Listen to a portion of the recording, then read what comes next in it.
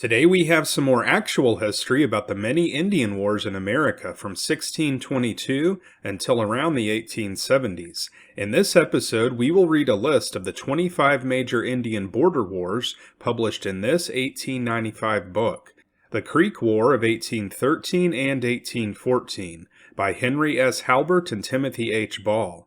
We have covered much of this book in our series on the Creek War, and this list of Indian wars appears in the appendix of this book. As you'll see, some of these Indian wars are more annotated by the authors than others, and I will simply be reading the list and annotations found in the book.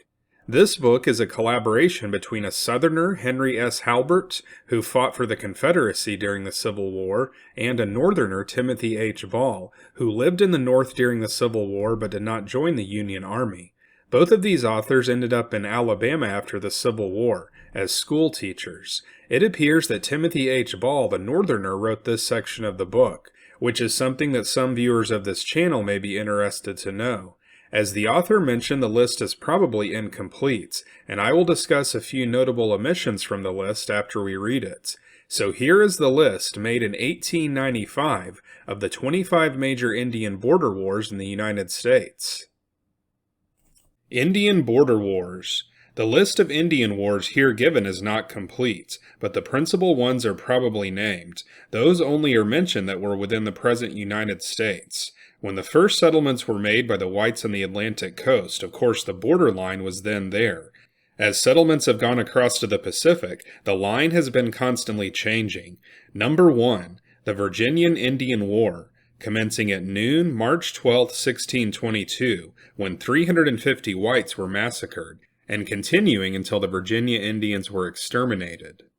Number 2, the Pequot or Pequot War, 1637, ending in their extermination. Number 3, King Philip's War, 1675, lasting 3 years. Number 4, the Tuscarora War, 1712, in North Carolina, beginning as did the war in Virginia with a massacre of whites. Number 5, the French and Indian Wars, or Indian Wars, instigated by the French, from 1688 until the Revolution, particularly in New Hampshire, extending with some intervals of peace through a period of 80 years. Says Ramsay, the colony of New Hampshire was among the greatest sufferers from Indian wars. Number 6, the Maryland Indian War, commenced in 1642 and lasted for several years. Number 7, the Shenandoah Indian War, also in Maryland in 1662. Number 8, the Yamassees War in South Carolina from 1715 to 1718, commencing with a massacre. Number 9, Cherokee Wars in South Carolina from 1755 to 1763, also in 1776. Number 10, the General French and Indian War, 1755, says Ramsay, these wars took place more or less along the whole western frontier of the colonies, from New Hampshire to Georgia, and from the year 1690 to the Peace of Paris in 1763.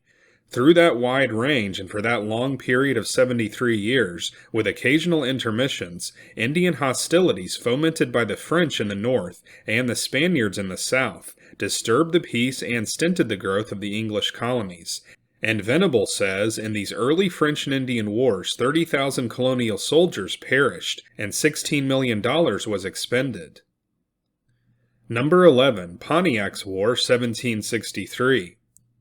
Number 12, expeditions in 1779 destroying the Onondaga settlements in April, in August and September ravaging the Mohawk country. The quantity of corn destroyed was immense, orchards were cut down, gardens laid waste, and also in August an expedition from South Carolina against the Indians on their frontier, destroying the corn of 8 towns, and driving further back the Indians. Also in August and September an expedition against the Mingo, Munsee, and Seneca Indians, destroying 500 acres of corn. Number 13, another Cherokee War, 1781. General Pickens, leading 394 horsemen, burned 13 towns and villages in 14 days. Number 14, Massacre of the Moravian Towns by the Whites, cruel and unprovoked in 1782. avenged in part by the Delawares, Wyandots, and other Indians who met the whites on their way to destroy the Indian towns near Sandusky. Number 15, Kentucky Indian War in the days of Daniel Boone from 1769 to 1782. Number 16, the Shawnee and Miami Indian War. General Harmar and General Arthur St. Clair defeated, General Wayne victorious, 1790 to 1795. In these various and constantly recurring wars, there was much cruelty manifested on the part of the Indians. And, says Ramsay, on the other hand, there have been instances of justice, generosity, and tenderness during these wars, which would have done honor to a civilized people. They would sometimes carry children on their arms and shoulders, feed their prisoners with the best of their provisions, and pinch themselves rather than their captives should want food. When sick or wounded, they would afford them comfort and means for their recovery. But the most remarkably favorable circumstance in an Indian captivity was their decent behavior to women. There is no evidence that any woman who fell into their hands was ever treated with the least immodesty, but testimonies to the contrary are very frequent. Whatever may be the cause, the fact is certain, and it was a most happy circumstance for the female captives, that in the midst of all their distresses, they had no reason to fear from a savage foe the perpetration of a crime, which has too frequently disgraced not only the personal, but the national character of those who make large pretenses to civilization and humanity. Quoted from Ramsay, Volume 1, page 289. The same kind of testimony is given by Luzerne Ray in Indian Miscellany, page 292.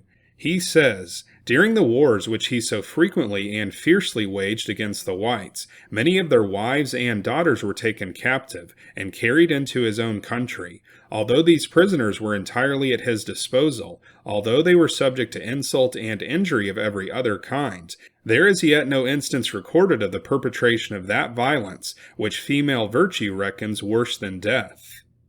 We now enter the 19th century. Number 17, Tecumseh's War 1811. Number 18, the Creek War of 1813 and 1814. Number 19, the First Seminole War 1817.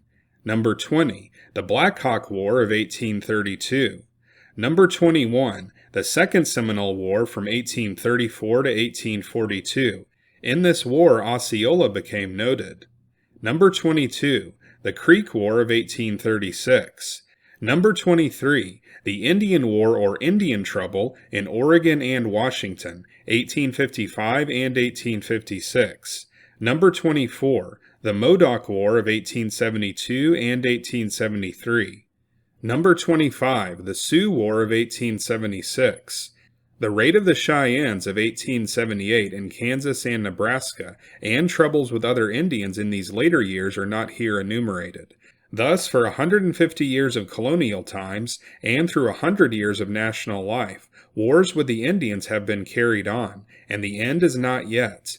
The origin of the Aborigines or red men of these United States, so different in some respects as they are from all other great divisions of the human family, is yet unknown, but their extermination seems to be written all over the land, in characters of blood. Nothing apparently can save the scanty remnants of the broken tribes that yet remain, but the protection, the mercy, the grace of God. In a Christian civilization rests their only hope of avoiding a complete and utter extinction in the broad land of their forefathers. Timothy H. Ball. So that's it for this list, which was published all the way back in 1895. As the author says, the list is incomplete, although it does seem to include most of the American Indian Wars. One war that was omitted that I think should have been included is the Comanche War in Texas, which started well before Texas became a state in 1845 and lasted through the Red River War, which ended in June of 1875 when Quanah Parker and his band surrendered at Fort Sill, Oklahoma. These wars with the Comanches seem to be most intense from the 1820s until 1845, and again after the Civil War broke out in 1861. If you read a book like Indian Depredations in Texas by J.W. Wilbarger, you won't notice as many stories of attacks from 1845 through about 1858. This may have been due to federal troops being stationed on the West Texas frontier during those years. Another major omission from this list is the Sioux Wars from 1862 until about 1864. This occurred when the Union was in a weaker position financially and militarily after the outbreak of the Civil War, and the Sioux had not received their promised annuities. Minnesota became a state in 1858, so it seems that this major war should have been included in the list. Another possible omission was the Apache Wars between 1849 and 1886, when Geronimo surrendered.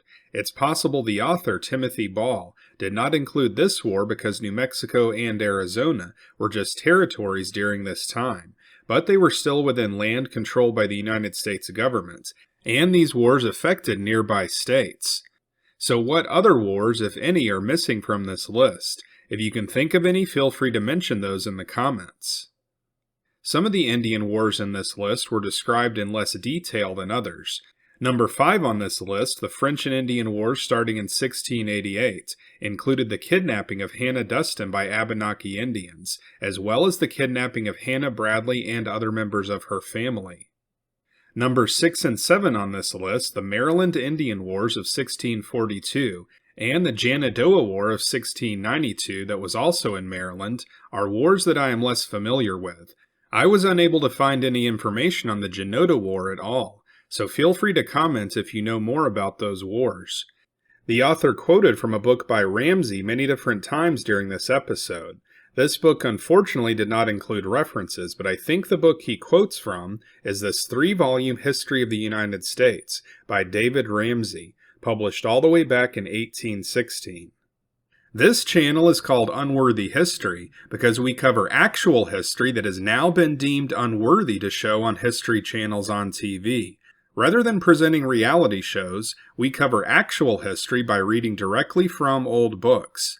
If you'd like to support our mission here at Unworthy History, then consider joining our Patreon page or becoming a YouTube channel member. Your contribution to keep actual history alive and accessible will be recognized at the end of each episode, and you will also have access to special members-only videos that we occasionally release. So if you want to see more episodes like this, then be sure to like and subscribe, and we'll see you next time on Unworthy History.